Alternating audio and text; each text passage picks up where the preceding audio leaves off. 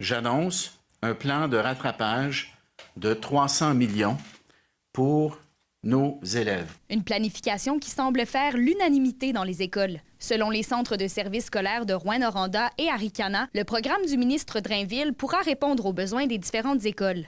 Un plan flexible qui offre l'occasion aux écoles et aux centres de services scolaires d'adapter selon la situation de chacune des écoles. Beaucoup de consultations, puis plusieurs recommandations qui viennent de différents partenaires du réseau. Puis je pense que ça fait la force de ce plan-là, surtout qu'on a une certaine souplesse et qu'on pourrait adapter à chacun de nos milieux. Du tutorat à l'extérieur des heures de classe sur une base volontaire et des modifications de dates et pondérations aux épreuves ministérielles sont entre autres prévues. Il faut désormais maintenant que des enseignants acceptent d'accompagner les élèves en difficulté en leur offrant du temps le soir ou durant la semaine de relâche, par exemple. J'ai espoir que les enseignants puissent répondre à l'appel. Évidemment, on va aller chercher le maximum d'enseignants qui sont volontaires. Sinon, il y a tout le temps les retraités, les étudiants. Puis il faut savoir que cet appel-là va se faire aussi dans un contexte budgétaire qu'on ne connaît pas encore. On est confiant parce qu'il y a déjà de la récupération qui se fait, il y a déjà des choses qui sont mises en place.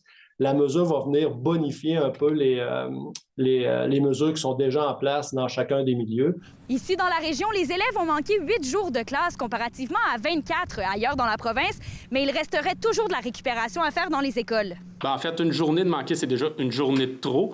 Nous, notre but, c'est de les accompagner. Et si, effectivement, ils sont inquiets face à leur réussite, on peut penser, là, nous, on a un souci particulier au Centre de services scolaires de Rouyn-Noranda pour nos élèves de 4e, 5e secondaire qui sont amenés à faire les examens imposés par le ministère et d'avoir le maximum de crédits pour leur diplôme d'études secondaires. Donc, aussitôt qu'on va sentir de l'inquiétude, les besoins, évidemment, on va répondre présent, puis on va les combler.